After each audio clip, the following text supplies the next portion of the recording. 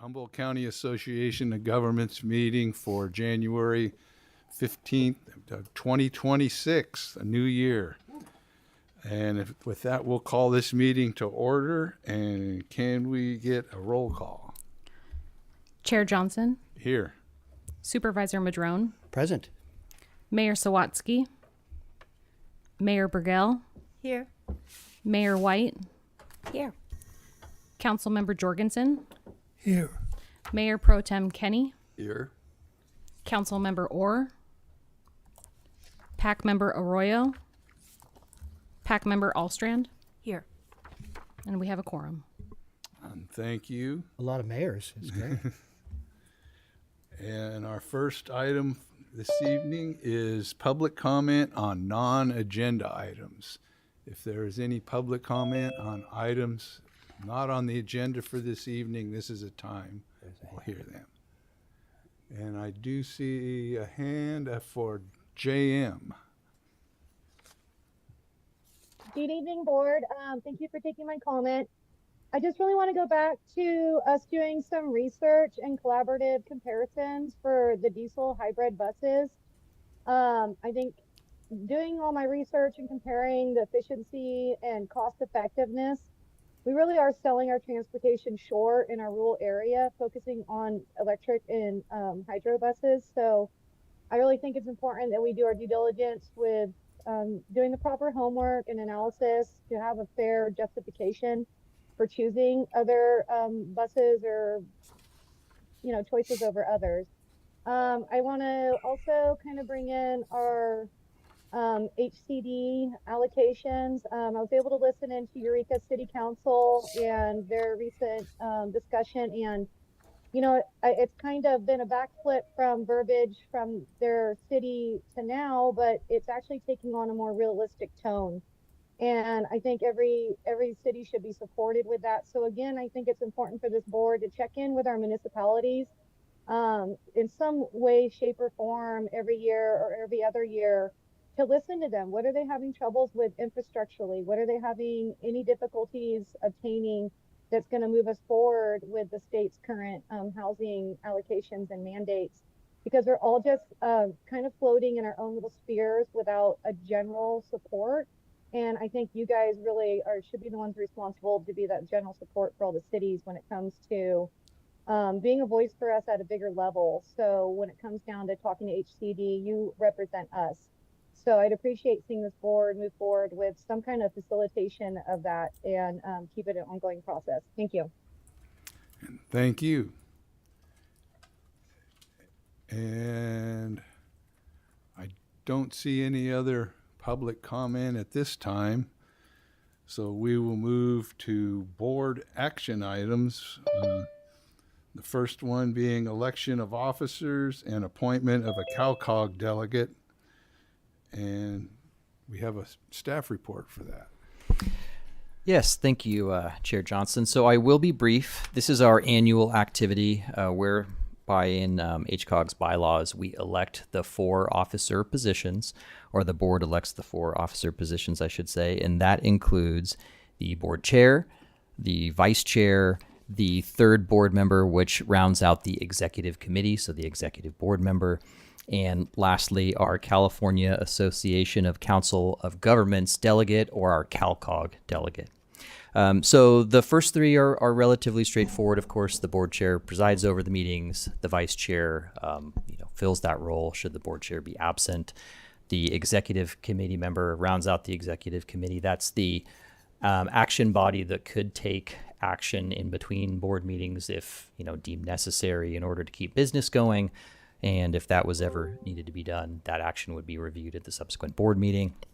Lastly, I will note a little bit on the CalCog delegate. So, of course, our previous delegate was Councilmember Atkins Salazar, who is no longer on the HCOG board. So with that, we will need somebody new. We did send out, as some supplementary information, that little cheat sheet, if you will, which kind of describes a little bit of the position.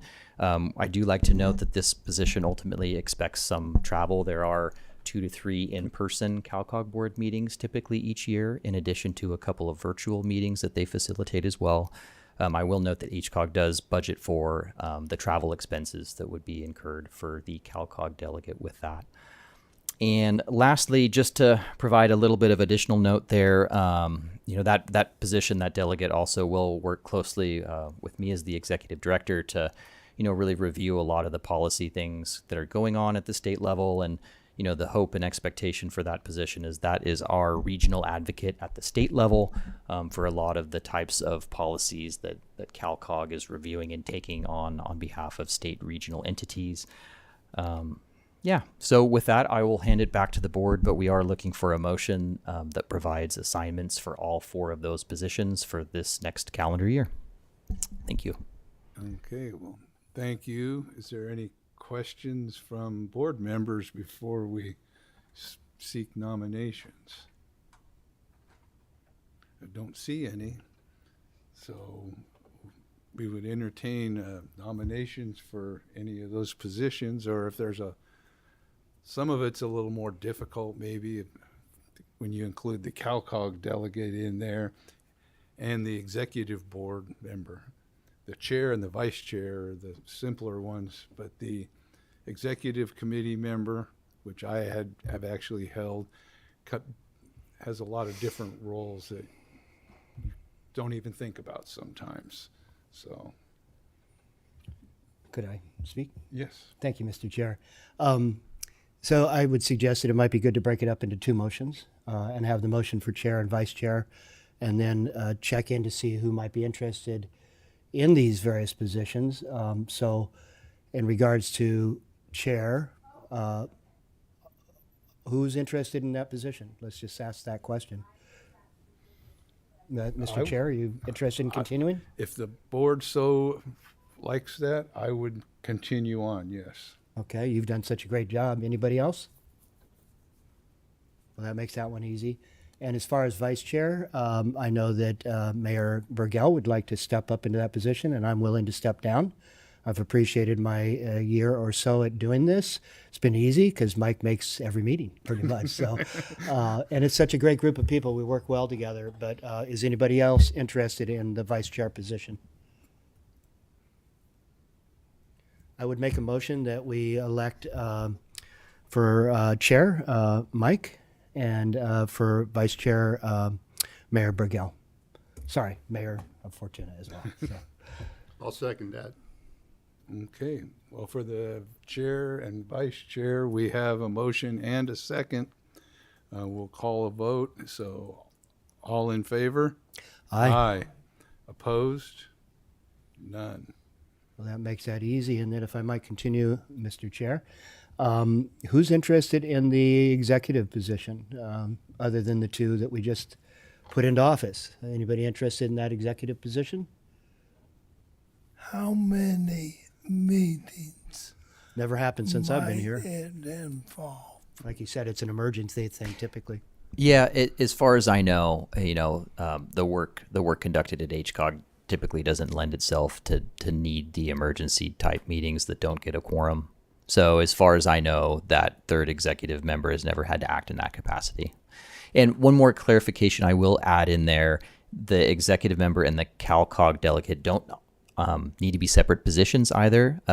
Councilmember Adkins Salazar completed both of those in her previous assignment. So that could be the same person, these last 2. I do want to note that the 3rd executive member would also help with executive director reviews and things like that. So, for instance, when the job was open, Stacy helped with the interview process, et cetera. Yeah. And for Yeah, evaluations. Yeah. When we do the annual reviews, the executive member also joins in on that. But as the last time the executive member had to participate in a HCOG business type atmosphere was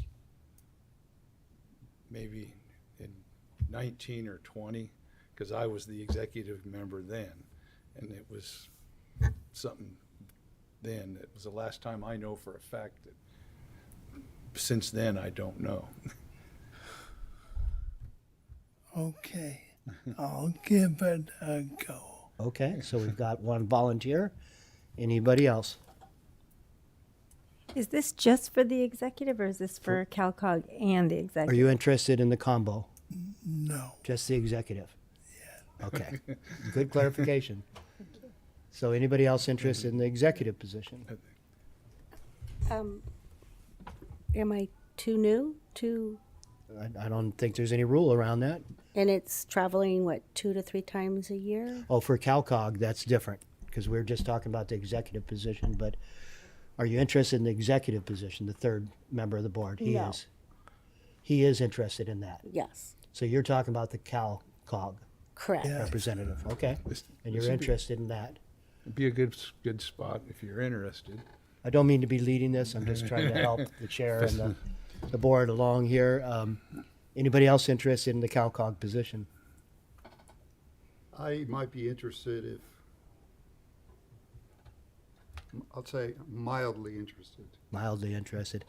Well, let's take the easy one. I'll make a motion that we have Councilmember Orr to take the position. Not or. Not Not, or. no, I'm sorry. Councilman, I would nominate, I would make a motion to elect you to that position, the executive Councilmember position. Jorgensen. Councilmember Jorgensen, thank you very much. I would second that. Sorry.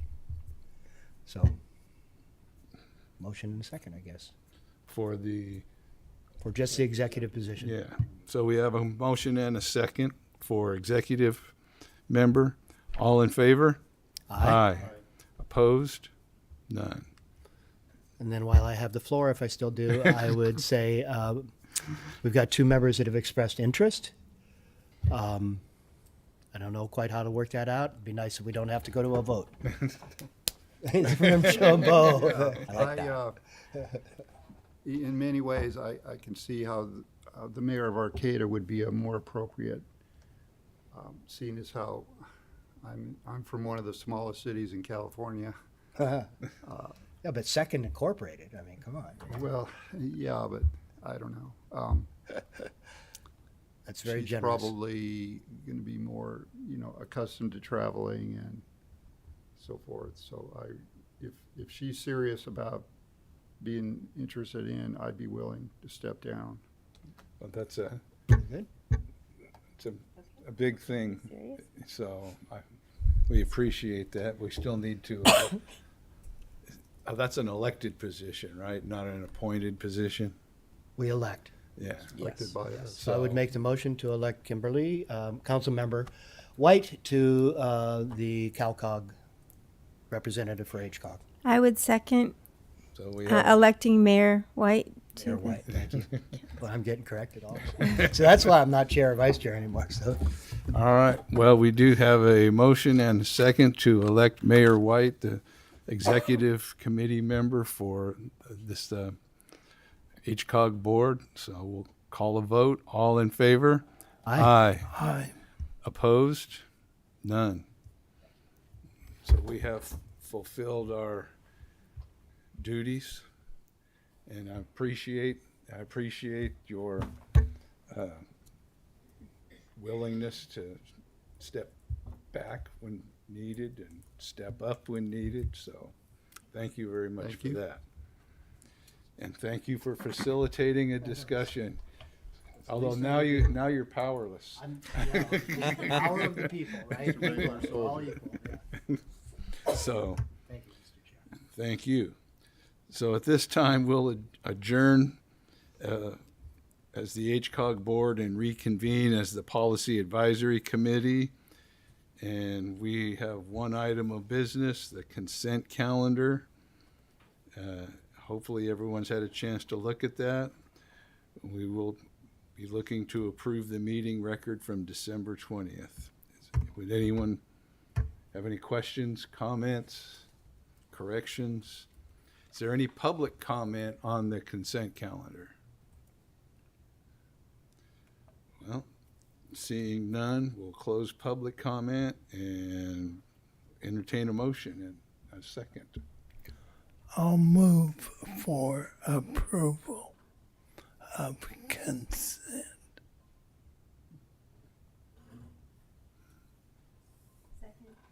We have a motion and a second to approve the consent calendar. We'll call a vote. All in favor? Aye. Aye. Opposed? None. So thank you for that. There were no items removed from the consent calendar, so we come to discussion items of the Regional Climate Action Plan update. Yes, thank you, Mayor Johnson. So this is a follow-up on a number of discussions that have been held at the HCOG board over the last year and a half, I believe. And that is HCOG's potential future role as the coordinating or the housing agency, if you will, housing being the agency where it lives, for the Regional Climate Action Plan, and specifically for the Regional Climate Committee, for the Climate Program Manager, and the general role of coordinating efforts for the RCAP across the county. So, as was brought in front of the PAC in June of last year, staff brought forward an update on this item that included a number of things for the board to consider should this position and this responsibility be deemed necessary to come to HCOG. And that particular discussion included reviewing the potential next steps that would be needed insofar as how this would be brought into the JPA, what types of augmentations or modifications would be needed to the JPA cooperative agreement.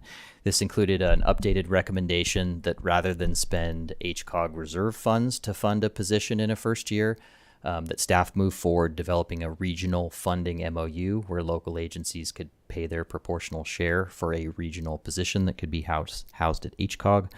It included a discussion on the composition and the general structure of the Regional Climate Committee, which is an important part of RCAP oversight and compliance. And lastly, some additional discussion on next steps, like, job description for the climate manager position, what a wage and a wage scale may look like, things of that nature.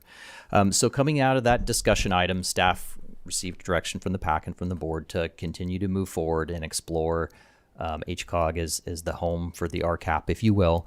And so we've been working both at HCOG and regionally with our local agency partners for the last several months to develop some of the deliverables, I shouldn't say deliverables, I guess, some of the updates and some of the draft materials that are presented as part of the staff report.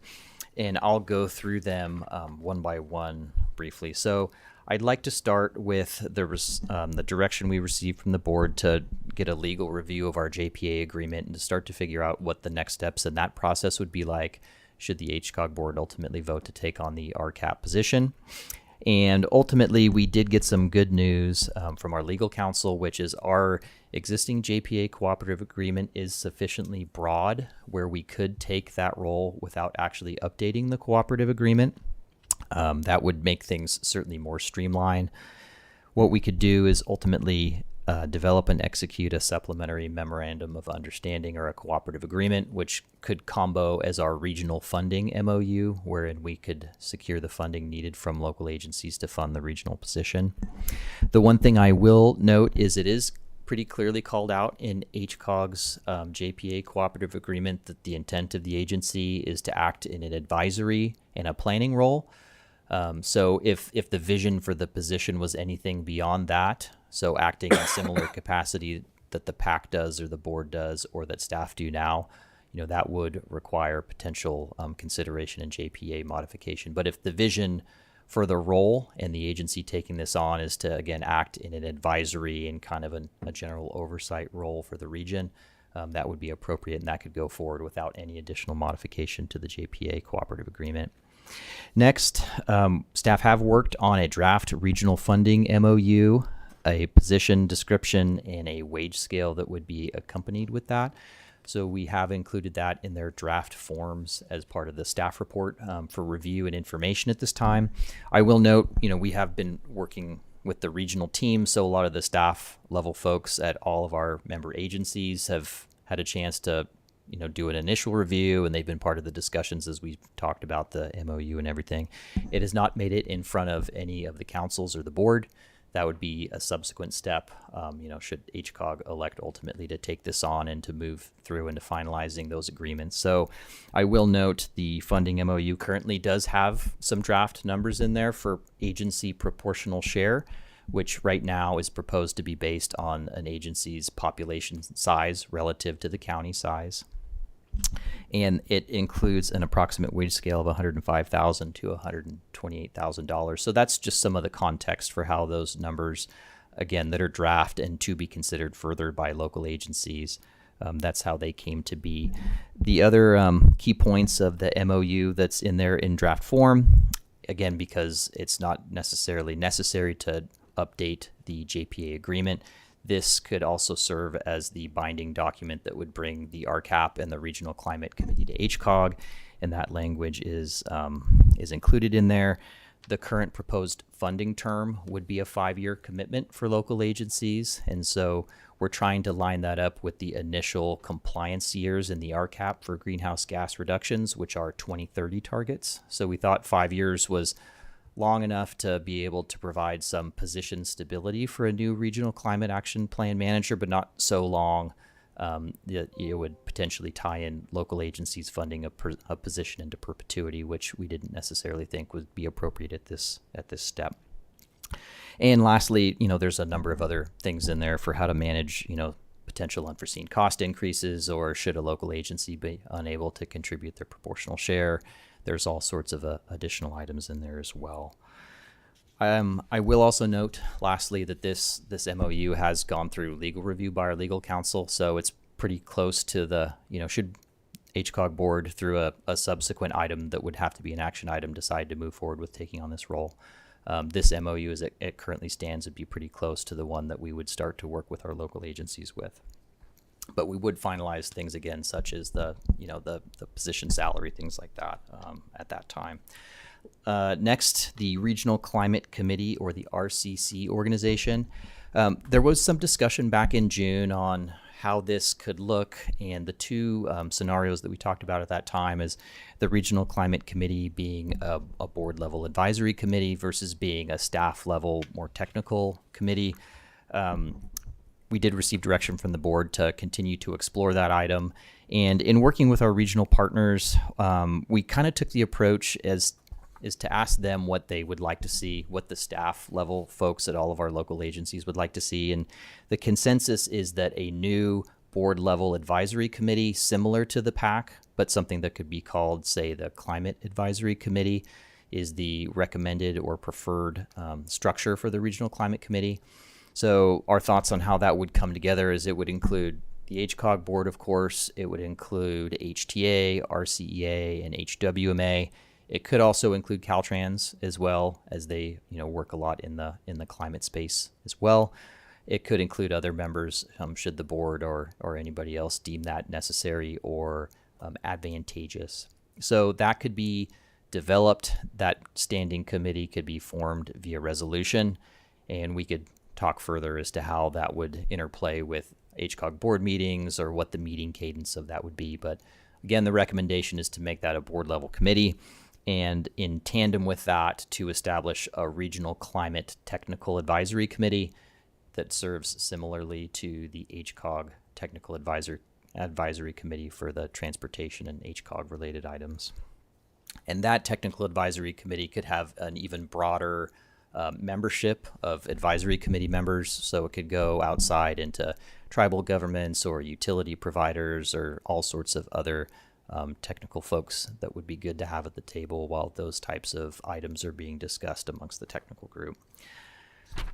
Lastly, one additional thing that has been discussed about in the regional group, well, for the entirety of the time, at least I've been involved with it, and we had an expanded discussion on it at our last RCAP coordination meeting, is the desire, the regional group is recommending that in addition to exploring HCOG as a landing spot for the RCAP, for the manager position, and for the Regional Climate Committee, that RCEA also be explored as a potential landing spot for this role and responsibility as well. Several folks believe, both would be, not, I shouldn't say several, most everybody believes either agency would be an ideal landing spot of all of the JPAs that we have in front of us. And RCA does have some advantages insofar as their size and their resources and some other things that they could bring to the table. So in a nutshell, in our last meeting, what we decided, and RCEA's executive director was part of that as well. She is going to be taking forward to her board next week a discussion item to see if they're interested in exploring and going through a similar set of steps, exploratory steps as we've done here at HCOG as well.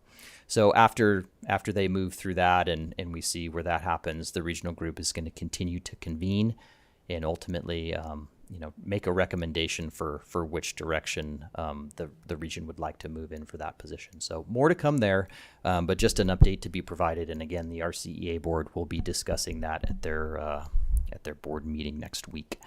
So with that, that's all I have as far as the update on those items. What we're looking for at this time is any direction or questions that the board may have on the draft items that were included in here. But at a minimum, of course, what we would ask for is, affirmative direction to continue moving forward to explore this as an option here at HCOG. So with that, I will hand it back to Mayor Johnson. All right. Thank you. And yes, I knew somebody was going to. I just have a clarifying, well, maybe it's not a clarifying question. It may even be a bit premature. But when you mentioned RCEA, you said that they had some different capacities that we don't have. Would you mind going a little bit deeper into that? Yeah, absolutely. So both HCOG and RCEA are generally ideal because it has the correct board membership and composition, or close enough to it where some additional advisory members could be brought in. One, we deal with transportation, which is a huge part of the Regional Climate Action Plan, and overall is the majority of the emissions that we're targeting with the reduction measures. RCEA, of course, in building energy largely, but also, one of the biggest topics in the transportation sector is fleet electrification and the associated, problems or infrastructure that goes along with that. And actually RCEA probably more closely works in some of those areas than even HCOG does with some of the implementation work they do on charging. A few of the other things that have been discussed by the regional group. The first is RCEA is a significantly larger organization that just has more resource. They have more staff. They have more administrative support staff. They have just generally a more robust system that could probably at least in the beginning, better support, or at least it's believed by the regional group they could better support a newly created climate program manager position. So that's one of the reasons that folks want to explore that. The other one somewhat ties back to that early statement I made about our JPA and HCOG's role as an advisory body and as a planning body. RCEA, they work a little bit differently, where they do work more directly on the implementation level work. They're leading projects that are putting in chargers, they're leading, power programs, and they're doing procurements and things of that nature. So one thought is that if some of that was housed in an agency like RCEA, that position would be more adjacent to the implementation level work, which is really where the RCAP is right now. It's going into the area of implementation, and a little bit, of course, the planning and the advisory piece are still there, but the implementation side is more where some of this is going. So those were a few of the main items. And do they? So my understanding is, do they have connection with at least two of the tribes too? Don't they? They have two. Are they on their actual board, or is that just something? How does that? Are they just part of the regional group? Yeah, they do. They have two tribal seats on RCEA, which of course would be of particular advantage. And as far as bringing them into the Climate Advisory Committee, they have all the correct membership from the county and then the cities as well. And they too would have to go through a similar step if they were to take it on, where they'd have some additional advisory memberships brought in for the climate related things in particular. So they, ultimately we would have to have an advisory position from HCOG, attend those. HWMA would ideally attend those, as would HTA. So it'd be very similar. That piece of the structure would be very similar. And it sounds like I may have misheard you, but did you say the regional team at this time is leaning more towards RCEA? I think the regional team sees the advantages of both. now that it is so much closer to being real, with the plan being completed and adopted by the county, and the plan is going to be rolled out for local agency approvals next, is really that last effort to think about the nuts and bolts of it. One thing we have been able to do here at HCOG more heavily in the last 6 or 7 months is to really think about how this is brought in and what the position would look like and how it would actually physically operate within an organization and regionally. So in thinking about it on those terms, I think the idea right now is just to explore both options, the pros and the cons, if you will, and to, again, ultimately make a recommendation from the regional level and bring that forward to the board at which they want to target, I suppose. But nothing can really be done until RCEA goes to their board and kind of Correct. identifies all of Yeah. So that's why originally we were hoping or intending to bring this forward more as an action item with some of the draft material, seeking board direction to finalize the material as necessary and to move forward with taking this on.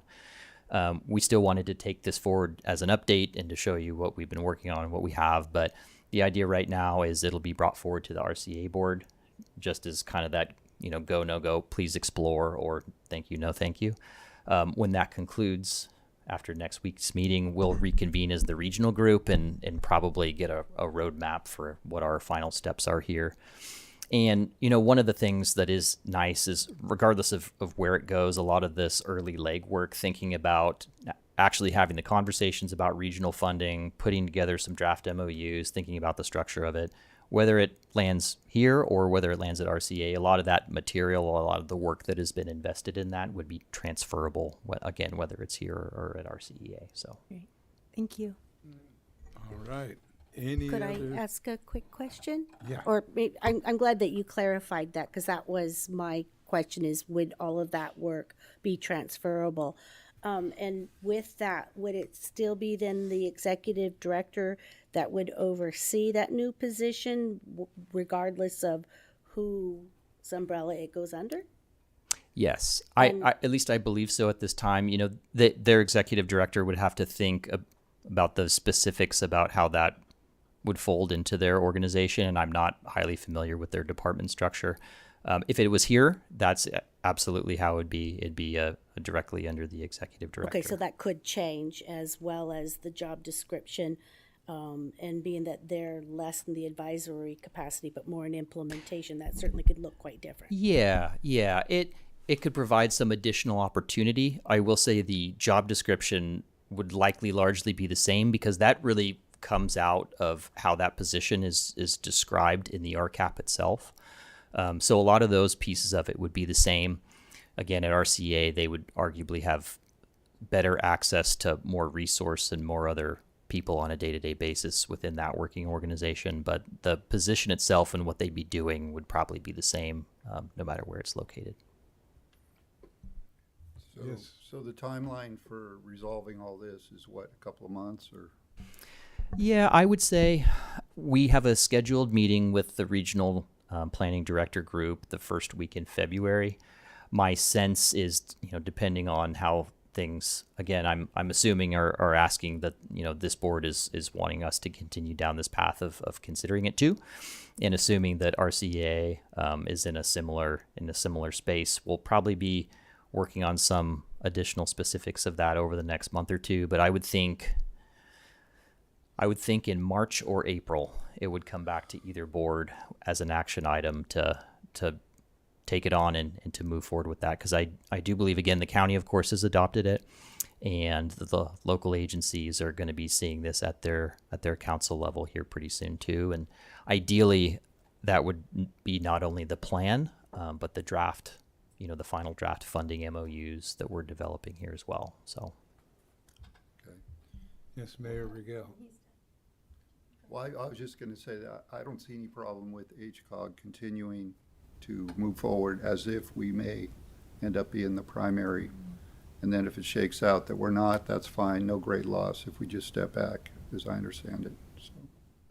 And I will say that's certainly staff's recommendation, and it's the regional recommendation by all means. And I think what, as I've been privy to this process too, one thing that I'm really trying to also do is recognize where I need to take a step back. And, this is the region's plan as developed by our HCOG member agencies right now. And one of the things I am wanting to be respectful of as we have these conversations is really listening to what the regional group wants to explore and wants to recommend as well.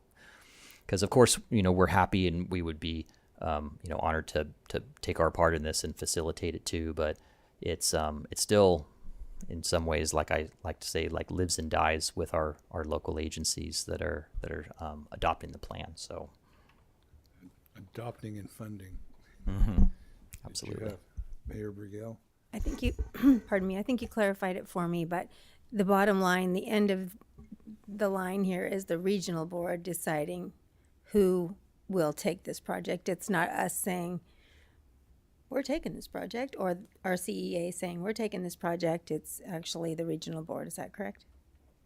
No, I think it would come through the executive director to either this board or the RCA board as a recommendation to take on this role. And I think the Regional board? as a recommendation from what we're kind of envisioning it at this point, and some details would have to be worked out there, but the regional group, the staff level regional group, that's the planning directors, it's the city managers, that recommendation for which JPA to bring this forward to would come from them.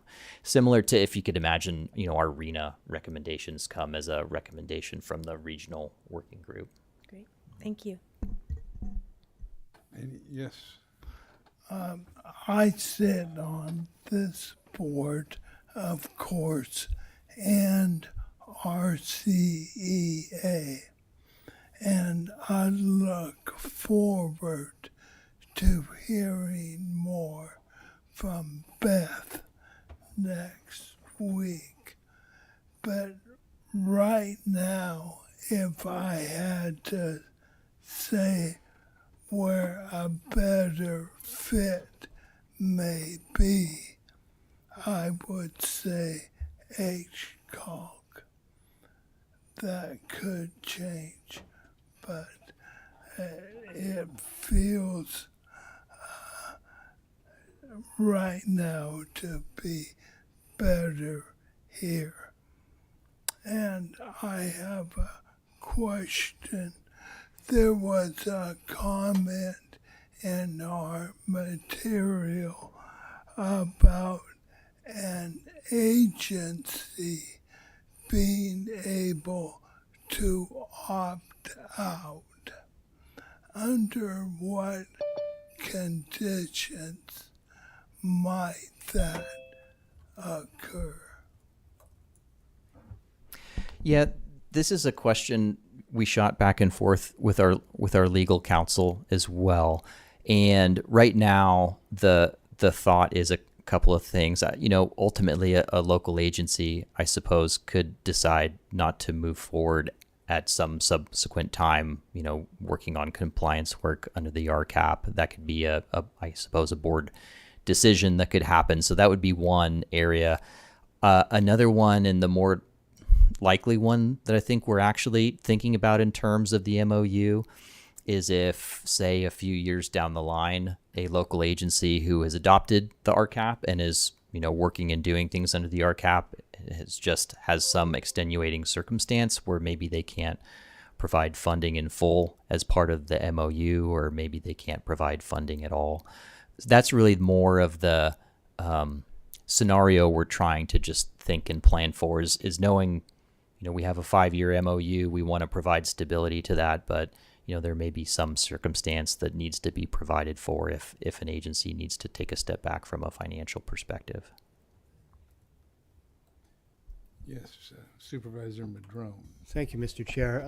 Good discussion, good questions. Mayor Burgell, you asked a lot of things that were in my head, so thank you for getting those clarifications as well. Skip. So, if I understand it, the regional group would make a recommendation. The RCEA board is going to consider this issue at their board next week. We're considering it tonight, but we're not making any final decisions. We might give you some direction. And And then ultimately, between those two boards, RCEA and HCOG, one of them may say, yes, we would like to take on the role, and the other may say not, or both may say, yes, we'd like the role. And maybe it'll go like it went tonight with these appointments. And somebody will say, well, we'll step down, you know. That'll just get figured out one way or another. It'll kind of just happen one way or another, because you can't both do it. So something I've always been curious about, it's a little off track, but hopefully relative. Rio Del's not on HCOG. They're a city. Is there a reason why they're not represented? They're on. They just haven't been here. Yeah. Oh, they haven't. So there's 8 of us? Yeah. Oh, there's an even number. God, so there, I'm learning something tonight. So there is 8 members, which is always an interesting thing. We have that on some other boards I'm on. And, you know, if a tie happens, I guess then, like in the city, the mayor breaks the tie. The mayor doesn't even vote except, you know, so you have 6, right? 5 council members and then the mayor. In Eureka, yes. Okay, so there's actually 8. That settles that. Now, if McKinneyville incorporates, that'll be a dilemma. Maybe we go to 9. I don't know, because they're pretty big. But that's all off track. Sorry. I will say, like you, Councilman Jorgensen, I would like to see it with HCOG. I think not only do we deal with transportation so deeply, and I understand the argument, or not argument, but element that you brought forward about how RCEA is very involved in the energy aspects of transportation. That's certainly a very huge role in transportation, but we deal with housing more so now. That's really something we started expanding into, trying to focus on, and we've gotten some grants and things. And so dealing with housing, with transportation, all the things we do, I think it's a better fit personally. Because RCEA is really focused heavily on the energy part, which is only a piece of the larger puzzle. And I think we deal with more pieces of the puzzle, let me just say. But, you know, like Councilman Kenny said, I could be supportive of either direction. I'm just very much leaning towards it sitting with HCOG. But again, as also was said by Councilman Kenny, you know, we can continue with us being interested if that's the direction of the board. We'll see. And see what the RCEA board does. From that, the advice of the working group, and then come back and make a decision. So I'm comfortable with that, but I feel like it's a really good fit for us. And I recognize it will be a stretch administratively, but that's how things are. I mean, taking on housing was similar, you know, and we start building staff over time because other resources come to bear. I would say the last step is, even if one of us decide we want to be the entity to manage this, we ultimately still have to go back to all our individual members and see if they're on board with all that, right? So that's got to happen before it actually becomes really final. Okay, thank you. That's the one thing, is it all has to go back to our respective agencies and get voted on. And that's one of the pieces we're talking about in how this process fits in with how the RCAP will show up for adoption at the local agency level. We really kind of want to, you know, line up as many of the dominoes, if you will, so that they can be discussed and you know, brought forward for decisions at the local level as we can. So, lastly, if I might, Mr. Chair, TAC, PAC, those are great. CAC, oh God, can we come up with something different? Yeah, sorry. Just trying to think on the acronym game, you know, because that's marketing as well. I mean, it's a simple thing, but you know, maybe there's something better than that. Just saying. oh yeah, well we'll ask ChatGPT if they have some recommendations for that. Yeah. Neither of those work good. Well, I guess it's the regional, in the plan, it's the Regional Climate Committee, the RCC. Let's stick with that one. Yeah. The Rock. Regional Operating Climate Committee. Yeah. I was going to just give a heads up if there's any public comment before we finish up our board discussion. Is there any other questions or comment? The PAC, yes. I was just wondering if there are any other RTPAs statewide that are doing something similar that we could ask. I think there are some other, I don't know if there are RTPAs. I know there are other JPAs that are ultimately looking at taking on this role. That's one area we're still kind of working on seeing what that would look like and what the other comparable examples are, to see, this is really early on kind of in a lot of the process here. And honestly, a lot of the, a lot of this comes out of Senate, I forget if it's Assembly Bill or Senate Bill 375. But a lot of this compliance is only actually necessarily relevant to the MPOs. So I don't necessarily think a lot of the other RTPAs or COGs have really tackled it yet, but I'm sure some have, and those are examples we're looking for. So That's a good question. I hadn't thought about that. If there's no more comments from the board other than me, I would just say that I echo Supervisor Madrone in seeing where it goes. I'm not sold one way or the other to see who can handle it better. I've done a lot of, when you talk about implementation, I'd done a lot of projects with RCEA when I was still in Public Works, and they do a phenomenal job of lining things up and having their engineers do the drawings and get things ready. And so that's a plus on that side. Planning side, I don't know how they are there, but I know we have planners on staff, but they do have a planner as an executive director. So and one thing I will note, no matter what happens, we're all still at the table. We're all bringing our resources, to bear on this, and a lot of those implementation measures, as they're authored in the CAP, are work that is parallel with a lot of agency work that's happening. So no matter where the committee is convened or the program manager is cited, a lot of the aligned work is all the same, and we're still all part of it too. So I just want to make sure that that's clear. That again, no matter what happens, we're still all in it. So, all right. Well, if there's any public comment here in the audience before we look for the online, seeing none. So, Colin, I think you're first in line there. Good afternoon, board members. Colin Fisk from CRTP. And, on behalf of our organization, I just want to say that we appreciate all the work that HCOG has put into developing this proposal and the position description and so on. And we also support exploring whether the position should be housed at HCOG or at RCEA. And we'll look forward to more discussion on that. Thank you. Thank you. And I'm guessing that's Tom with Epic. It's actually Matt Simmons with Epic. Okay. Matt Simmons, climate attorney at Epic. I want to echo what Colin said. I think exploring RCEA as the body to hold this position is really interesting and something that, I'll attend the RCEA board next week to learn more about. We've been following this process for quite a number of years, and we're finally at the implementation stage, and it's really important that it's done well. Thank you. And thank you. And JM. Good evening, board again.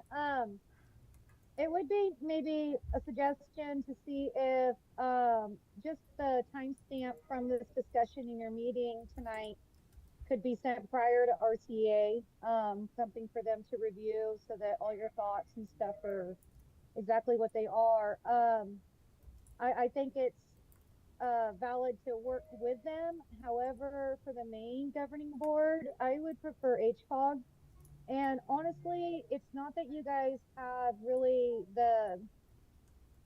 all the pieces that are going to help make this easier right now, but you guys allow a lot better public participation, in my opinion. It's a lot easier for the public to be involved with your meetings and to be aware of what's coming. And so just from a public perspective, I feel more comfortable with this board being transparent and available to communicate with a lot easier. I would think that when it comes to this hiring of the director, I would like to keep that very transparent too for the public. And also our last board member that spoke, I really agree with her thoughts too. too that there are other pathways potentially still while we're in this early process that we should entertain all that are possible. But again, thank you for your time, and hopefully we'll get some resolution soon. Thank you. And thank you. So I think you get some direction here and continue to explore and see where we shake out there. Yeah, excellent. Thank you. And thank you. And now we come to another discussion item, the Regional Transportation Plan Public Comment Review. And will you take the lead on that? Yeah, I'll actually hand this one over to our associate planner, Stevie Luther. Yes, please. Thank you, Director Byrd. I'm Stevie Luther, Associate Regional Planner. Good evening. And tonight I'll be walking through the Regional Transportation Plan and the public engagement that we've had to date, our final survey results, and the comments that were emailed in response to our public review draft. So we put out the survey and have gotten a total of 216 responses. Perfect. And then I can click. Awesome. Oh, and before that, just a quick note about how we got to this point from launching the RTP process in August to your board and putting the information on our webpage, doing 4 community events, and doing a public meeting in October in McKinleyville, and then to your board reviewing the public review draft and releasing for official public comment in November. We closed that public comment period on December 28th. And now at this meeting, we are reviewing those comments prior to your board reviewing and adopting, considering adoption of the 2026 RTP in February. So a few updates on the survey results here. The question 1 of how satisfied are you with transportation choices? We're up to 31% that were somewhat dissatisfied. Still, mostly 43% were satisfied. Also looking at our question 11, ranking the strategies in terms of order of importance. The top issue was enhancing walking and bicycling comfort, followed very closely by maintaining existing roads, which should have the largest number of priority 1 responses. The least important in these survey responses was supporting the transition to electric vehicles. And these results do help guide our work. The full results are in an appendix that goes with the RTP, and we do reference this back in our day-to-day work. And then continuing with the theme of road maintenance that you'll see, 69% of folks disagreed with the statement that roads are maintained well. So that was a pretty large result. And then people also disagreed that public transit options met their needs. And a few other questions kind of continue with the road maintenance theme. The top community transportation challenge was poor road conditions, and again followed by safe places to bike and walk. And as far as a ranking of the types of projects that folks would want to see us applied our HCOG funding towards, local road maintenance was the top answer, followed again by complete street, like rehabilitation type projects, and then multi-use commuter trails and protected bicycle lanes. And then question 10 was, this is just the word cloud. This was an open-ended question in which people were asked to describe your ideal transportation system in 1 to 5 words. So we can see bike, safe, walking, accessible, convenient, roads are all some of the most mentioned words. And again, the full results of individual responses are included in the appendix, and you can see people's creative and colorful responses to this question. So that's it just on the public survey overview.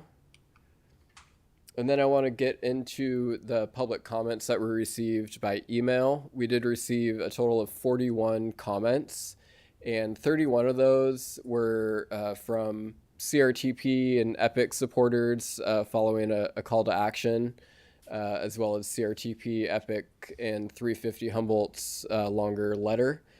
And the three main issues that we'll address tonight are, number one, restoring the term climate crisis throughout the RTP. Folks passionately urge us to look at the scientific consensus and the urgency of reducing emissions. The second issue was keeping the existing policy that 80% of new housing be located in places accessible by walking, biking, rolling, or transit. And the third issue being retaining the funding consistency analysis. And I'll go through each one of those. So as far as the climate terminology, I want to say the intention of this was not at all to roll back HCOG's climate commitments. And I do recognize the concerns and distress and disappointment by people that had commented on this and reflected disappointment in local government like backing down on climate action. And per the board and tax recommendations, our path forward that we're recommending is to keep the headings as they are proposed now as climate change, but we would restore the use of the term climate crisis in several instances throughout the body of the text, as well as adding this sentence that you see on the screen to the first page of the climate change chapter to reflect our commitment to addressing the climate crisis. Then the housing target date. Here's the proposed policy, striking out 2022 and replacing it with 2030. Folks that were commenting really took issue finding that this would somehow encourage more sprawl and long-term car dependence, and that we were, substantively delaying this requirement and kind of backtracking on some policy that was currently in effect. And I want to be clear, the proposed change in this policy target date does not in any way change HCOG's commitment and our acting policy towards housing and infill development. We're just looking more pragmatically at what we have available now and in terms of data. So this is looking at the work from Noah Sari, who did our baseline report for the safe and sustainable transportation targets, publishing this report in September 2025. And looking at the specific target we're talking about for housing, he had looked at what percent of units permitted in 2021 were walkable and or bikeable according to the available data through the walk score. And countywide, on average, only 34% were walkable, 43% were bikeable. Obviously, those numbers are higher in Arcata and Eureka. And one thing that is largely missing from this analysis is the transit score, and really being able to do a deep dive on the time it would take people to get to access destinations by transit from particular locations where housing could be built. We have some of that data as far as where transit stops are, but we really haven't developed that analysis quantitatively in terms of travel time. And we want to take time to better understand that. Is that green an average? Yes, okay. The green is an average, correct. And so again, this is a target that, this is an area that HCOG will continue to work on regardless. Elsewhere in our RTP, in the element 6 land use transportation element, we have these policies, which I won't read out loud, but just for reference. committing to support for compact mixed-use development, supporting land use planning that would reduce driving through infill development. And we do in our work in advising agencies often reference these policies in support letters and educationally to encourage jurisdictions to pursue this type of development. And we'll continue doing that work. As well as doing the quantitative work that we feel is needed to really be able to meet the target that we're saying. So in terms of staff recommendation, we feel like the target year, we will take board direction either way, whether you want to keep it in effect as being in 2022 or move it to 2030. From our perspective, the work remains the same. And then lastly, the funding consistency. This is primarily taking issue with how discretionary funding, like the Regional Transportation Improvement Plan, the RTIP, is decided. And advocates question if this process of agency selected projects is really enough to ensure that HCOG funds are going towards meeting goals that are in the RTP. This has been an issue brought up many times before, difference of opinion, and the board and TAC have considered and been aware of this ranking prioritization approach. And if they want to direct staff to take a different approach than we have in the past, we will take that direction. And then a few other last issues. The US 101 Trinidad Area Access Improvement Project is in the RTP as a project of the Sharia Heights Indian community of the Trinidad Rancheria in our Chapter 4 Tribal Transportation element. This is where we solicit project info from the tribes so that we can align their project goals and long-term plans with the rest of the region. This isn't something that we edit. We take their project description and put it into the chapter. And so it's not an area, unfortunately, where we feel like there is room to make any edits, but we do acknowledge receiving these comments. And then a few comments have been received from local agencies. The Caltrans District 1 comment letter was received on Friday, January 9th, and we're working on putting those suggestions and edits into our final draft, as well as comments that came from the Humboldt Transit Authority. And then one not listed on here is the Peninsula Community Collaborative had written asking us to make a mention of the Samoa Manila Trail along the Great Redwood Trail Alliance as a potential long-term project, so that could be listed in the RTP. And that concludes the presentation. I'm happy to answer any questions and hear feedback from the board and the public. Thank you. All right. Mayor Burgell has questions. Thanks for that report. I'm just curious. I noticed in that first slide where you talked about climate change, climate crisis. So, and in the body of that paragraph, it said one-time climate change, one-time climate crisis. So are those going to be interchangeable during the document, or will there be some sort of consistency in the body of the document? I understand the title, you're not going to change, or you are going to change, whatever. But during the body, is there going to be consistency? There are, the terms are largely interchangeable, but there are places where just the syntax and what it's describing, the situation it's describing, the term climate crisis applies more. Okay. And in particular, when we're looking at some of the state policies and like a state level response, climate crisis works in those cases. So there are 2 or 3 instances like that, and I can show you the examples too if you're curious. Yeah, consistency is always something that I appreciate about reports. And so, thank you. Mayor Kinney.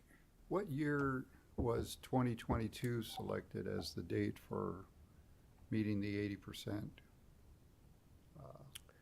That was the 2022 RTP. So it was essentially that very same year it was adopted. Okay. You got a comment? No, I'm done. Well, first of all, I want to say thank you to staff and all the partner agencies that have been deeply involved in this. It's an incredible document. A lot of hard work goes into this.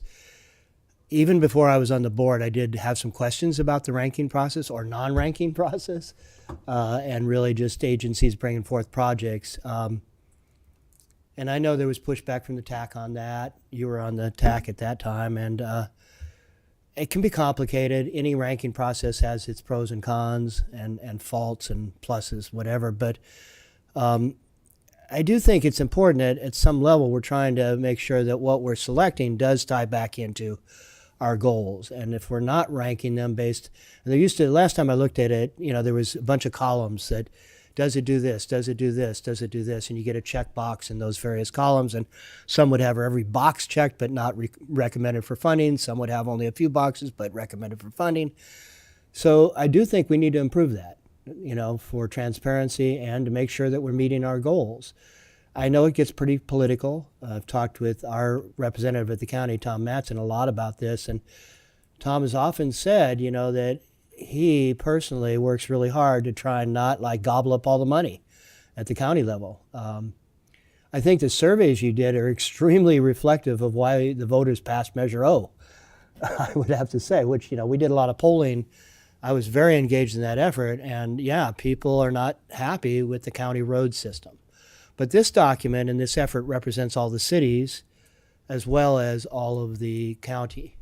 Trinidad has the highest, what is it called, PCI, Pavement Condition Index, of anywhere in the county, but they only got a mile of roads, or whatever. But they do a great job of maintaining their roads for a small city with limited resources.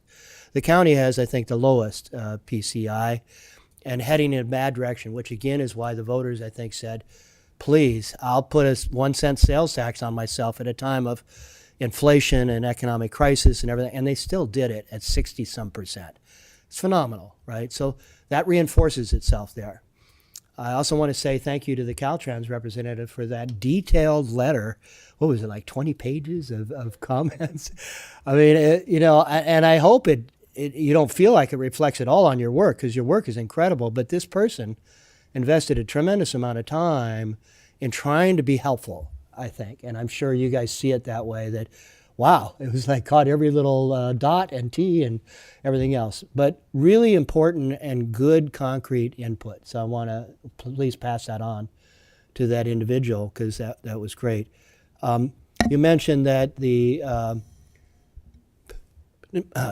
Peninsula community submitted a recent recommendation in this public outreach process of the Manila-Samoa Trail. And yeah, there's a lot of activity there, and even Caltrans has been doing a route study there for a while. And of course, the Great Redwood Trail has also got its own planning and investigations, working with the Manila community and others. A lot of great opportunities there in regards to not only the trail, but maybe a setback levy as we keep purchasing all those properties on the south side of Samoa Boulevard to let it all be bay again, all the way up to a setback levy. Anyway, that's a whole detailed discussion. But what I wanted to say was that in McKinleyville, as you know, we just passed our town center ordinance, which is an amazing thing. 6 years worth of work. It was actually in our 2001 community plan, do this ordinance, but it took us 6 years to get there. And there was a lot of discussion about the road diet in Central Avenue. I don't think anybody feels that it's totally safe and couldn't be redone, but there's a lot of discussion around what that looks like. And we've confirmed to the community as a county that nothing will happen there until we really do a deep dive into really serious preliminary engineering, roundabouts, all kinds of other things. But something that came up in this process was something that never really was thought about much, which was an on-ramp and an off-ramp at Hiller Road. It's too close to School Road to meet the 1 mile distance that is dictated in terms of how close these interchanges can be. But the Trinidad Rancheria got funding, $750,000 a while back to start that project study report and everything else for an interchange that's a half mile from the Trinidad off-ramp and interchange to provide economic development for a tribe, which I fully support. but we're talking about 17,000 people in McKinleyville and economic development of a town center that's on Hiller Road.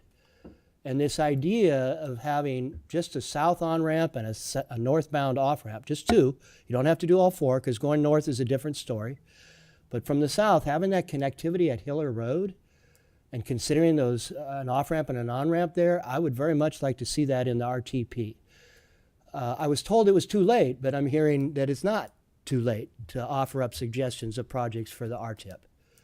So I don't know what the process is, but I would very much love to see that on the table so it can be discussed. And of course, Caltrans is in the process of doing a Route 101 study that incorporates some of that area that's going to be going on over the next several years. And Tom Mattson has said that he's got some ideas on some sources of funding that may be separate from RTIP to try and get some preliminary stuff going on there, like looking at vehicle mile travels and other things. But I got to say, having that would be a game changer in McKinleyville for traffic on Central Avenue, bicycle and walking safety, and not just shunting it to McKinleyville Avenue, but get people on and off the freeway right in the center of town. Imagine that, oh my God, with another 6,000 people in the town center in 20 years. So is there a way to be able to add that concept into the RTP? Or am I too late and have to wait 5 years till this rolls around again? The way we usually do that is just soliciting to the local agency through the staff, representatives. through people such as Director Mattson, to see what projects that they would like. But what he said to nominated in me there. was that, So, unfortunately, when the idea came forward, it was right after he had been asked to give his stuff. yeah, I wouldn't. Here's the thing: until it's a final document, in my eyes, it's never too late to be discussed and considered. And I think it's something that if we get positive confirmation from the county that they would like to see that in there and considered in a final draft to be brought forward, I don't see personally any harm in it. The one thing I will note, the RTP is largely a compilation of some near-term projects that agencies know that they're working towards, but there's a lot of projects in there that it's, they're not necessarily fully vetted ideas yet, and that's not necessarily the intent. It's to start to roadmap what some of those potential future improvements could be and to move forward with that. So, there's no requirement that as you're delivering or nominating said project that it needs to immediately check all the boxes. That's what some of the subsequent steps are, certainly for HCOG funding, or to provide all those other things and to show us what you need. But yeah, I would say ultimately, no, it's not too late for us to consider that. So is my request right now good enough, or should I go back to Tom and ask him to bring the request forward? To follow, I'm a big process guy. I so hear you. let's have Tom That sounds make perfect. a formal I transmittal. appreciate the Yeah. feedback. Thank you very much for that. And I appreciate your presentation, Steve. Thank you very much. And again, I want to honor staff and all the hard work and all the partner agencies that have worked on this project. It's been a lot of hard work. This is not an easy thing. There's never enough money to go around, and we somehow have to all work together to try and do the things that really are critical right now to move forward. So thank you. Thank you, Mr. Chair. All right, thank you. Any other comments? Yes. I just had a question following up on that. Is there a fiscally unconstrained project list in the RTP currently? I don't know that answer off the top of my head.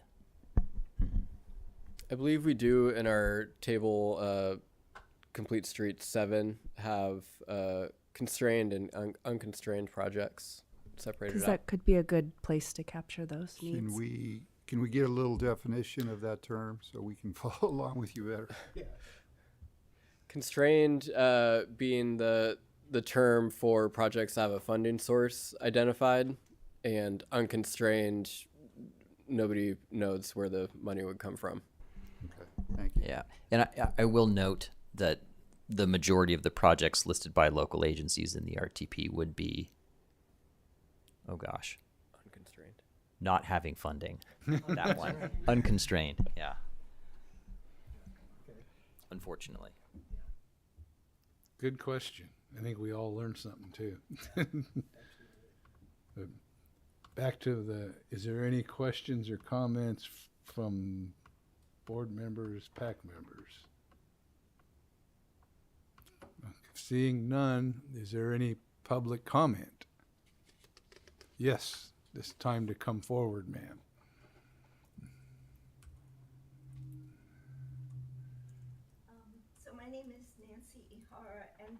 I am a member of 350 Humboldt, but I kind of want to, these are really my comments, because I'm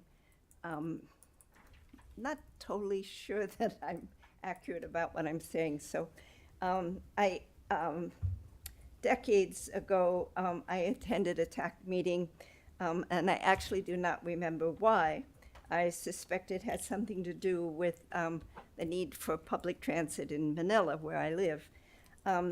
What I vividly remember, however, were the many pages of public work improvement proposals submitted by the jurisdictions in attendance.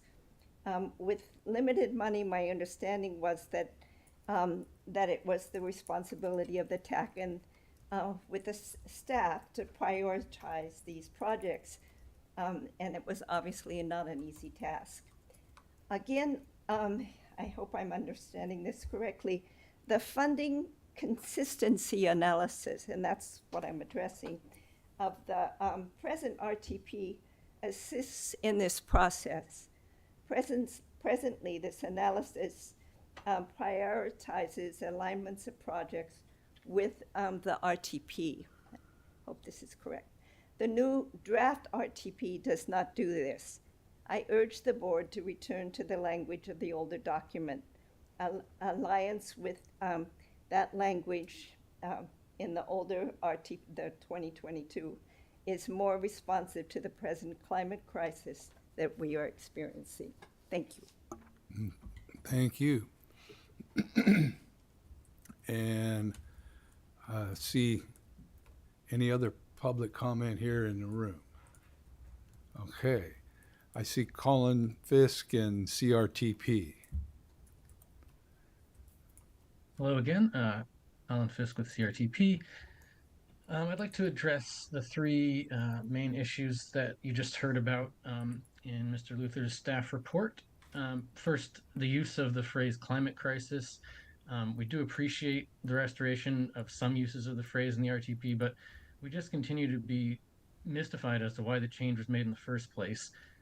As your staff report points out, and as we said before, the phrase is used throughout official California climate policy documents and other official documents worldwide. And so we would just ask that you simply reverse that original change and restore all of the uses of climate crisis. Second is the issue of that 80%, what I call non-car dependent housing, whether that target should be delayed or not. The staff continue to look to NOAA SARI's analysis as evidence that the goal is not currently achievable. But as I think I've said before, NOAA's analysis, while it's very helpful in many ways, made a mistake on this particular issue, because those metrics that he used, the walkability and bikeability metrics, incorporate infrastructure concerns, and he was not able to assess transit at all. In contrast, this particular target in the RTP is about travel time potential by these modes. It's not about the infrastructure. Of course, no one, least of all CRTP, is denying the urgent need for infrastructure upgrades, but that 80% target can be met today regardless of infrastructure deficiencies, because it is about relative location. And locating more housing in those areas will probably increase support and funding for those kinds of infrastructure improvements. So we again ask that you keep the existing target and not delay it. Third, and most importantly, the funding consistency policy.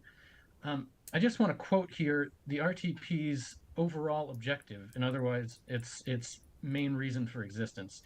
And that is, quote, program all transportation funds based on multimodal transportation goals and objectives and needs and priorities as established in the regional transportation plan, end quote. So I really don't understand how we're having a debate about whether funding decisions should be objectively assessed and prioritized against the RTP's plans and policies. That is the reason for the RTP's existence, and arguably the reason for HCOG's existence as the RTPA. So to summarize, we ask that you restore all the uses of the phrase climate crisis, keep that non-car dependent housing target, and most importantly, include a clear policy that requires funding decisions to be assessed and prioritized by how well they promote RTP goals and objectives, which will ensure that HCOG's dollars go the furthest towards saving lives, towards tackling the climate crisis, and towards promoting equity and the local economy. Thank you. Thank you. And it looks JM is next. Thank you again, board. This has definitely been a topic you guys have been on for a long time. I personally support the verbiage of climate change. I feel like if it truly was a crisis, honestly, you guys would not be focused on transportation. You'd be focused on all the pollutants coming in into our oceans from across the seas, the stuff that they're spraying on us every day, food security. We would be worried about a lot of other things if this truly was a crisis. So I think using one thing to get another is very misleading.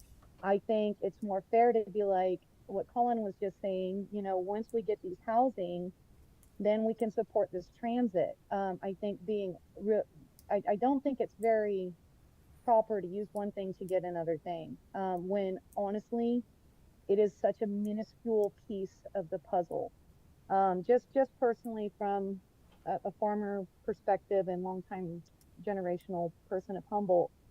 So that's the only thing I see that's really I feel uncomfortable with all the time when you guys are putting this stuff forward, is that it is a bit of fear mongering without actually taking a chance to look at the other things that are actually affecting us. Why is there fluoride in our municipality's water still?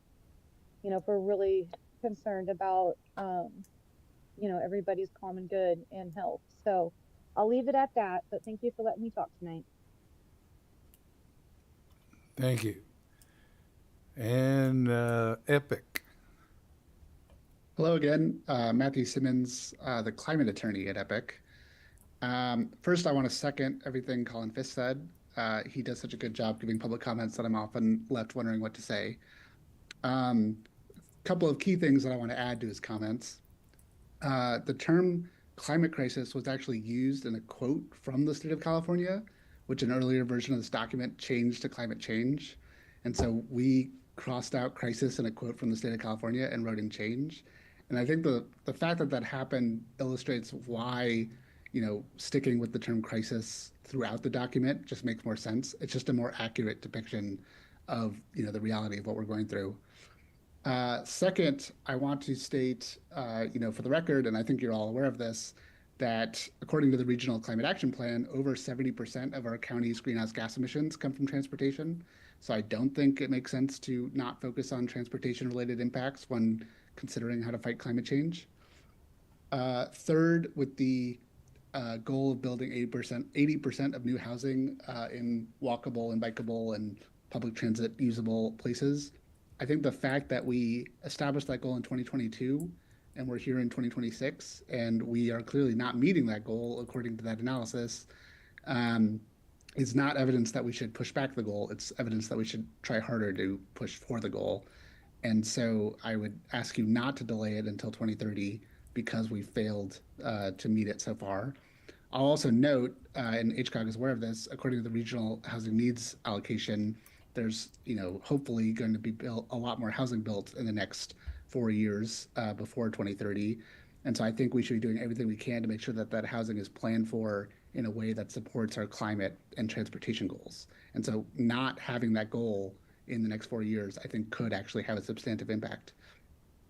Finally, with regards to the having an objective standard for transportation plans, I agree with Colin that it sort of calls into the question the entire purpose of the regional transportation plan.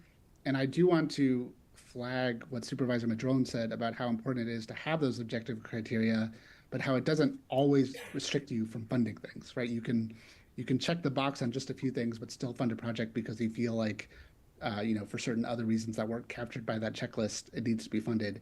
I do think for public transparency, it just is extremely helpful to have, you know, some sort of objective criteria that explains why some projects are being funded while others aren't. And if, you know, those criteria need to change, that's a discussion that we can have, but I don't think we should not have any criteria. Thank you for this opportunity to comment, and good night. Thank you. And I think you've got direction. Do we? That's what I want to know is, yeah. So that's what I was building up to. And so go ahead.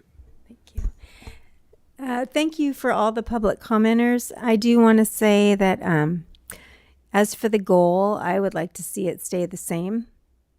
I think it's important when you're working towards a goal, you may not hit the mark, but pushing it out further, you're slowing yourself down. I think that continuing to work towards a goal, regardless of how short or long you have, is important. And then I too am a big fan of consistency in the language in the document, whether that's change or crisis. You know, we've got both sides in public comment.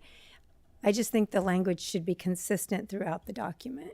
I think it's more clear and easier to understand that way. Okay. And you give comment there. Yeah, so, well, I already made a lot of comments. I'll keep it brief. I think keeping the deadline 2022 is good. Whether we say 2030 or 2022, it's not going to affect what we do, although it should. And I think the way it affects what we do is through the prioritization process, a transparent process of ranking where we're putting our money. So the RTP has a real substance, and we're actually working towards fulfilling those goals. And I think it will influence project development and projects being put forward and projects being funded when we implement that kind of a prioritization process. Because, for instance, with all the work the community of McKinleyville did to develop a town center ordinance that's going to unleash densified housing that is totally walkable in downtown and will lead to transit being available and efficient, because right now McKinleyville's too sprawled out to actually have a transit system. We have a go-through thing, but it doesn't really even work for that because it wanders around a little bit, but it doesn't really reach the community. And this town center ordinance is going to lead to that. And it will also attract funding for these things, because we did what everybody's saying we should do, which is densify, make it walkable, build new housing. So while on the chart it showed in 2021 2 new permits for the county, this is 2,500 units, you know, in downtown that are now ministerially available to be approved, which we've heard from developers for decades that they're not willing to make investments anymore in development of housing because it doesn't pencil out, because it's discretionary permitting with a lot of NIMBYism and other things that ultimately lead to all kinds of new conditions thrown on the developer after they've made a decision to invest, and then they back out because they go, whoa, that's too much for me, right? So in McKinleyville, now this whole thing's ministerial. They know the conditions that are placed upon them through form-based code that's part of the ordinance, right? So I absolutely know from experience and reading online and everything that this is going to lead to development that will attract the money for things like the Hiller ramps, that is a game changer, access from the middle of town, and things like that. So I really, that's the strongest thing I feel about the 3 issues. I think consistency is good on the naming, but whether we call it change or crisis, I don't think is going to change what we ultimately do. I think what changes is having a prioritization process where all of us, the county, the cities, will then go, wow, we better make sure whatever projects we're putting forward really hit the mark. So it will change that behavior. And I think that's a good thing. So that's my comments. All right. Mayor Kim. So I'm not sure that I should weigh in because I'm brand new to this board, but I do have some feelings about it. I have a huge learning curve. I do concur with Kim, Mayor Bergel, excuse me, that the goal 2022 should stay. We should not be pushing that out. And I think that that also was stated by both Colin from CRTP and Matt from EPIC. And the verbiage was brought out using the word crises is fear-mongering, and I personally think we need to be more fearful. And I would like to keep that verbiage because words do matter. Just as the date, if we push it out, that kind of makes us a little lackadaisical, and maybe it won't be that we will meet that goal versus, look, we missed the mark and we really do need to get on this now. Anyway, that's all I have to say for now. I'm sure I'll have more later. Okay, thank you. Any comments from Councilmember Jorgensen? I think we should call it Earth Crisis. It does need to be more meaningful what we're dealing with. So many people out there are not taking this seriously. Is your mic on? He just asked Oh, me that. I'm sorry.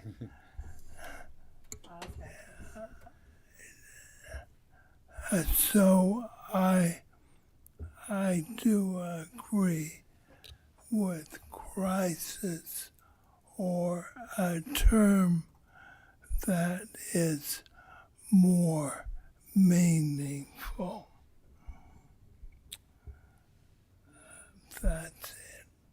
All right, well, thank you. Yeah. I have somewhat mixed feelings about whether to support the staff recommendation but it seems that our board is pretty well committed to wanting to stick to the climate crisis language, and so I'm not gonna go against that. It's a little puzzling to me, though, why in 2022 we didn't set the goal for 2025, for example, instead of just saying in 2022 we want to instantly have 80% of our housing. That's a little puzzling. Yeah, and I think, if I was to put a little bit of a point on that one specifically, there was a lot of goals in there that, for lack of any understanding on what was happening, that they had instant implementations or very near-term implementations for a lot of units or a lot of vehicle chargers or a number of things. And I think what we're looking at here is it's in no way saying that is not our goal, because the goal remains the same. It's more of a statement as to when the goal is going to be achieved, or when we can hopefully achieve the goal. So, Stevie had touched on it, and Colin had touched on it too. There's 3 things we're looking at with the goal. We're looking at biking, walking, and transit. And the transit criteria as part of that analysis has yet to be done. So one of the things that we will have to continue to look on, beyond this discussion, is identifying and defining what that is. But the thing we do know is we have work to do there. We have places like McKinleyville, which is basically a main line shot for transit currently. We have places like Fortuna that are somewhere in the middle. And then Arcata and Eureka are the ones that have more robust service. So there is an acknowledgement, especially given with the fact that housing development will continue all over the county, that the transit system is going to have to improve. And in the biking infrastructure, we'll have to improve with that. Bike Score does include infrastructure as part of its measurement. So again, there are projects and things that need to happen. I think going back to Stevie's point, we can keep it both the same, because our eyes are on the same goal. It's, do we want to look at it through the measurement of when we think we're going to get there with the effort we're putting in, or do we want to just say this is the number, we're going to put it in 2022, and do we do it? So we're happy to take either direction. I think it's just how you want to, I guess, think about when you're gonna get there. So, And one thing I will note on it too. So in addition to the transit score and how we substantiate that in the coming years, each one of your local agencies is about to dive headfirst into your housing element, your Cycle 7 housing element. And that's going to be a tremendous opportunity for all local agencies to really understand, where your compliance sites are, where you're going to be doing your zoning to accomplish the goals. And, there could be instances where simply doing upzoning and infill in the dense areas is not going to be able to be substantiated in a housing element. So there's more work to be done. And I think when we have this discussion in 4 years, we're going to have an even significantly better understanding of where we are. So. Well, thank you. And, it may seem weird to have a goal for 2022 that we're looking to set in meet the mark in 2030, but the actual goal is the 80%, not the year, and we want to work towards meeting the goal, and that's where we're at right now. So I don't think the year is as important as meeting it. And again, that comes down to, I think we'd all love to be like Supervisor Madrone and have 2,500 units of ministerially approved in a upzoning in a constrained, not a constrained, but a specific area. But we don't all have that, but we all have things that we can do and make things available for developers so that we can see that they do get built. Because that's the thing, is we can have everything ready, but the developer themselves are the ones that make sure it's built. So that's where we're constrained, you might say. So we can hope for that. And again, I do hope that we meet that goal. So that's the main thing, is to get it met. But I think you've got your direction now and where we're going to go. So Could I make another comment, please? yeah. Thank you, Mr. Chair. Thinking back to 2022, 4 years ago, maybe 5, 6 years ago, I started hearing a lot at the board from developers about exactly what Chair Johnson is saying. Like the Kramer development out there by Cutton, or the Forrester McGill from 15 years ago, or, and these are county areas, but it required the city to also be a partner in many ways because of infrastructure, or Humboldt Community Services, as well. And we kept, for years we've been hearing this from the development community, the investors that make these things happen ultimately, that rely upon these regulations to be clear and definable and not constantly changing on them as they go forward. And that I have heard that so much while I've been in office. So I'm really excited about what the community of McKinleyville has done, thanks to John Ford, the planning department, and the MCMAC in McKinleyville. East Eureka for a while had a GMAC, or a Greater Eureka MAC, but it didn't last very long, and I think it's because it's right next to a city. I don't know, but you might have your own opinions on that. But whereas McKinleyville's on its own, it's like it's 17,000 people, and it's unincorporated, which is kind of crazy. So I think, working on the elements that allow for those investments to happen in a solid and, comfortable way to where they're willing to make those investments, that is a turning point. So when I look up there and I see 2, and I realize now we've opened up 25, that is incredibly exciting.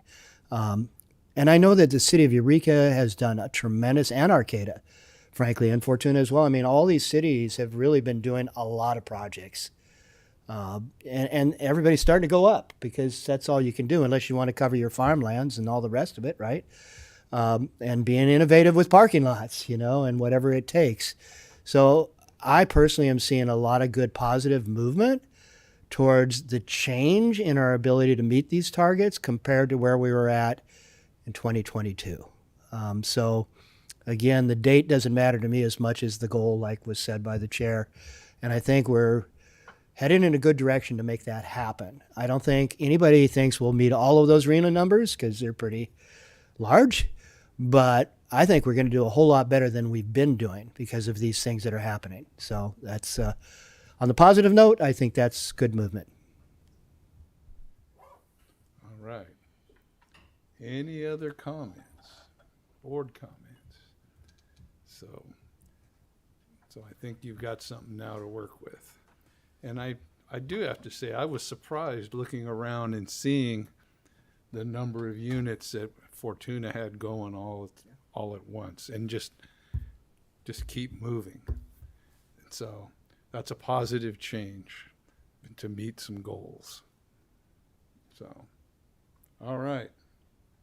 Well, at this time, we would reconvene as the board by motion and approve the PAC recommendations, which is, in this case, is the consent calendar. So move. Second.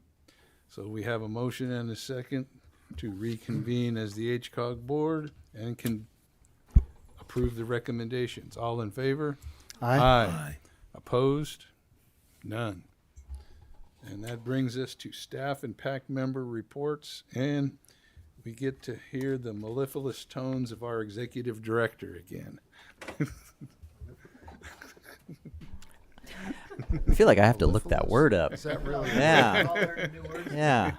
I'm not bad at language. I mean, that sentence didn't make me sound really good at it, but yeah, I'm You're gonna have to, unconstrained. I'm gonna have to add that one. Well, apparently I'm slightly constrained because I haven't heard that one. I do have a few things I'd like to just bring forward to the board and just let you know what we're working on. So, as the board may recall, earlier in 2025, we did recommend and the board approved convening a trails ad hoc committee to start working on a number of trail-related issues across the county. We do have a meeting next week. We had our introductory meeting in the last quarter of 2025. We're going to be talking about trail mile marking, and specifically as that pertains to emergency access and looking at ingress egress points on the trail. We will be talking to some of the EMS providers as part of that as well, making sure they're early in on the conversation as we start talking about trail marking and trail signage. And the other thing we're going to be looking at is some potential options for some near-term funding augmentation for unforeseen maintenance needs. So we'll be talking about that, and hopefully we'll be able to bring some things forward to the TAC and to the board in the coming months for some consideration. Kind of in line with that, we recently held a meeting with Great Redwood Trail Agency staff. It was actually just yesterday, and we got a good update from what's going on there. Just an update for the board. They're going to probably be considering adoption and finalizing their master plan in March. We did talk about expenditure and project priorities. Of course, the Great Redwood Trail Agency in the last state approved budget had $50 million set aside for Great Redwood Trail Agency projects. So we trying to work with them to identify what those priority areas are and to see where we can help at HCOG leverage resource, whether that be HCOG or working with local agency staff, recognizing that they're going to be looking to make a significant number of trail investments in a relatively short period of time. So more to come on that as well. Just so the board is aware, our RFP for the pavement management plan, the proposal period closes tomorrow. So we will be bringing that forward in February and working with local agencies on the next chapter, if you will, of the pavement management plan. We're hopefully within a week or two from releasing our RFP for the Lolita Safe Routes to School planning and preliminary design project that, of course, is grant funded through a Caltrans Sustainable Transportation Grant. We're continuing to work with, and we have some meetings next week to work with our local agency partners that are participating in our Vision Zero demonstration projects. And again, at HCOG and with our consultant Smith Group, we're going to be working on helping with the outreach and the messaging for our local agencies for those projects that will be popping up in Fortuna, in Ferndale, in Arcata, and in Eureka. And lastly, as a reminder, of course, we just talked about the RTP. That'll come back as a final draft in February. That'll be the RTP and an amendment or an addendum to the EIR that was originally approved in 2018, I believe, or 2014.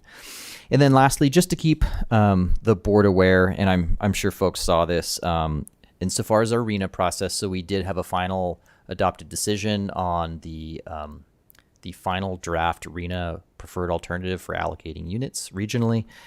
We submitted those to HCD. We are currently in our 60-day review period for HCD.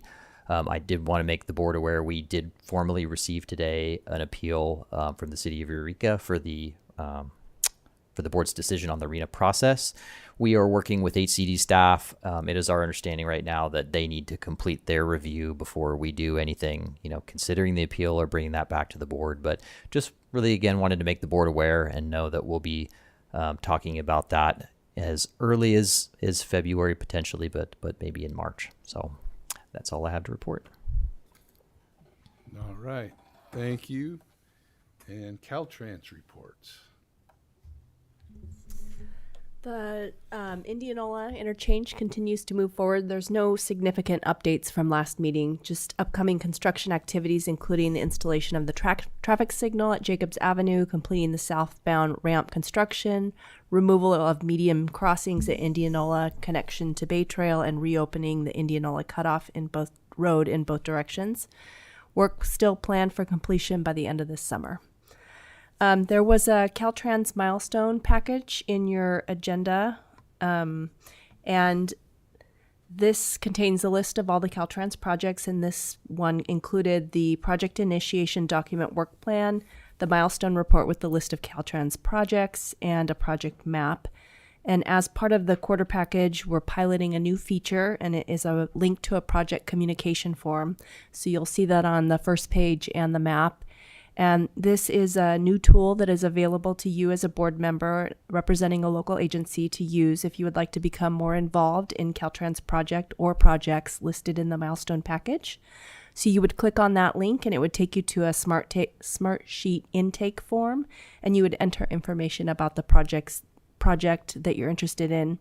And you would need to do one form for each project that you would be interested in. You'd be given 4 choices for how your agency would like to be involved, with a spectrum ranging from just receiving information all the way to being heavily involved in decision making.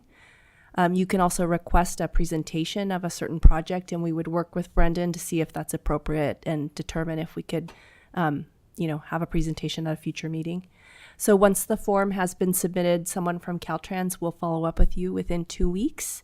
And it's a pilot program, so just we're in discovery phase to see if it works. So always looking for feedback on how you like it. And if we would like a demonstration or, walk through it with more information, we could do that at a future meeting if there's interest. Thank you. All right, thank you. And Supervisor Madrone has it. I have to say that an unanticipated positive thing happened, when driving over the Indianola overpass. The views are magnificent, who would think just getting 30 feet further up in the air, you'd have these magnificent views of the bay and the surroundings. I hadn't anticipated that, and it is awesome. So I'll pass that on to your team, because what a wonderful thing it is. Okay, any other comments or questions for Caltrans? Okay, any other board member reports? Well, I think we've come to the... I just wanted to say that last weekend, my son and I rode out to Arcata on the Bay Trail, and the new signs are up, the distance signs. And it's just such a pleasant thing. It was such a beautiful day, and there were so many families and people. It's just wonderful to see our community out there getting fit and being happy and enjoying the beauty around us. But the signs are really great, so thanks. That's all. That's awesome. I saw your photos on social media. They were great. Thank you. I was 18. Boom, Burgell. No,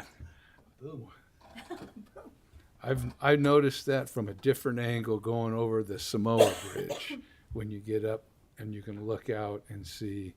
But now you can get it from 2 vantage points in the same day. So, all right. Well, if there's no other comments or questions, we will adjourn. Thank you.